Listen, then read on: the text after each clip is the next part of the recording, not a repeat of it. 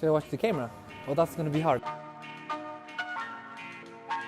Look, yeah, I'm gonna look at you. Jag heter Rudy, och jag heter Damian Rudziński. Och alla kallas mig Rudy. Jag är 29 år gammal. 30 snart. And yeah, I cannot speak Swedish. Jag pratar spangelska. 99% of my time. This is where I work. I'm a tricker. But yeah, not everything was like that all of my life. I come from a highly abused family. It's all started when I was 11. My mom and my dad didn't go along with each other. So they separate. My mom went to Germany first. My dad came here to Sweden. So that's how I got here. You can probably see how it went. And when I got 13, when I was 13 years old, I moved to academic school. So it's a school with, you live there basically. So I was there for 4.5 years in that school. It was artistic school. I'm doing tattoos like till now, some art-related stuff. And just 2 years before I finished it, my dad was here and he invited me if I want to come and visit him. I don't remember which year was that, but that was like, I was 16, now I'm 29, so like, a long time ago, 2006, 2007, something like that. So I came here and I remember I Googled trickers here, the jumping stuff. And I found Jesper and Måns, and I hooked up with them on the session.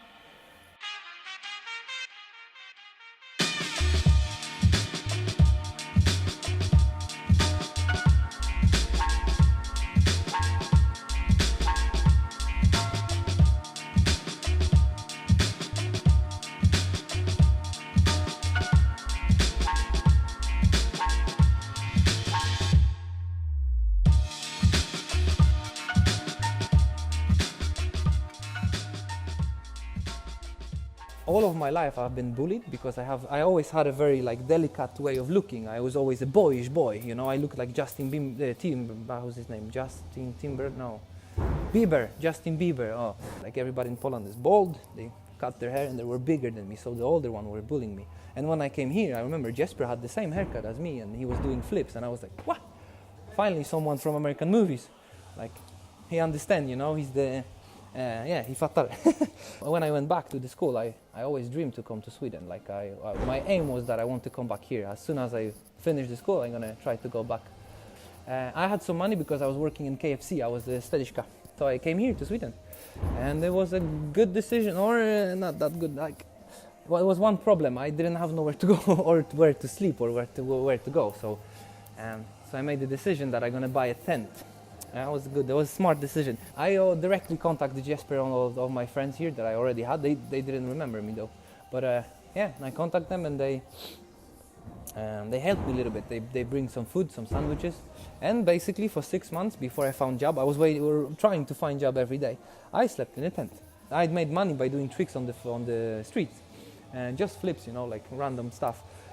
Nothing hard, just a backflip or front flip.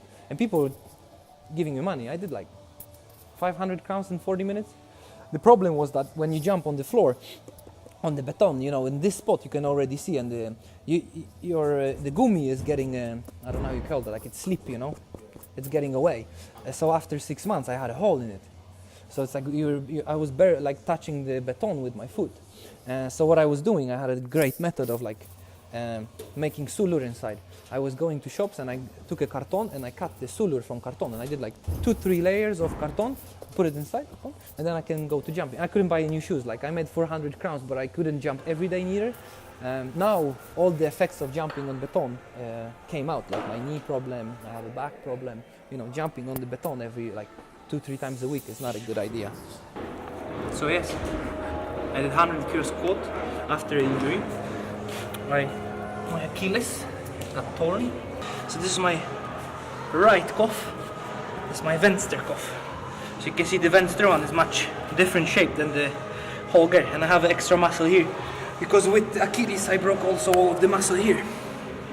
So yeah, after 2 weeks I did it again. So I'm rehabbing and trying to get in shape.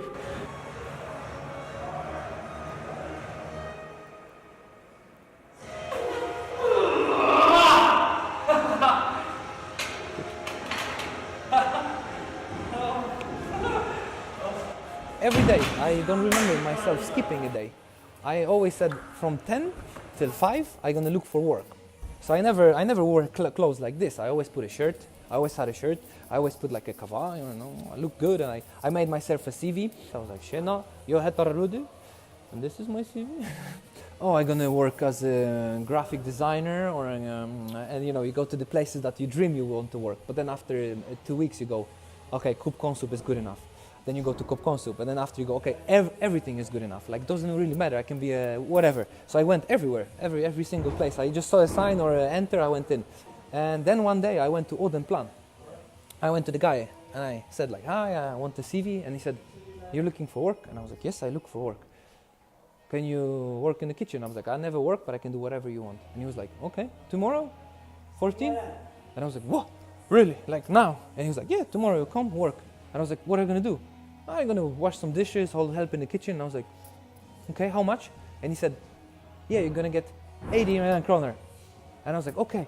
And I went up so happy. I was like so excited, like, oh shit. When he said million kroner, I thought he said 18. And I got excited. I was like, 18 kroner, oh my goodness. In Poland, that's like, you get like 8 crowns. And I'm getting 18 crowns. Oh my god. But I walked like 100 meters. And then after that, I was like, I go ask, maybe it was not 18, maybe it was 80. Oh, so I went out. I was like, "I'm sorry. How much did you say per hour?" And he said, 80. And then I was like, oh my, I'm a millionaire.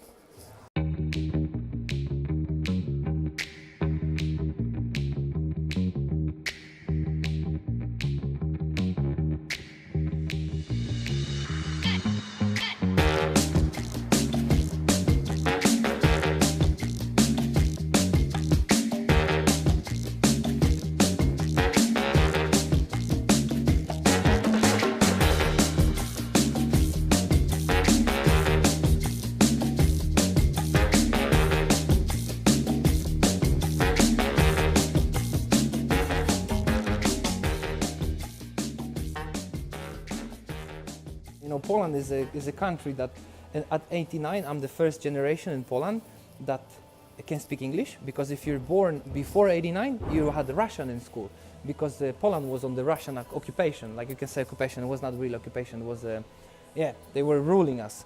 So we were not really free country after the Second War. The Russian was still ruling secretly.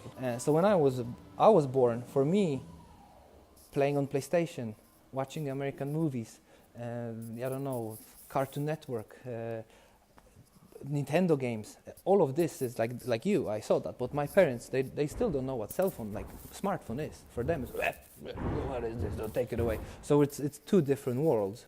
In Poland, it's the young people and the old people, and 4 million teenagers every year emigrate from Poland because they cannot stand their own parents, like their old culture, the old way. We want the new way, you know, we're the millennials, the weird ones. If Sweden someone kills somebody, it's in a newspaper. In Poland, if somebody kills somebody, I mean, it's have to be like 10 people killed to be in a newspaper. It's nothing, it's not a big deal. And just in a town that I lived, there is 100,000 people. There is more murdering than in whole Sweden. So you understand how big difference in like beating up or stuff like that. I got beat up many times in my life, and no one ever cared. Here in Sweden, one man yelled at me in the bus, and next day the newspaper called me that there was a racist attack on me. And I was like, in Poland every day a bus driver yelled at you.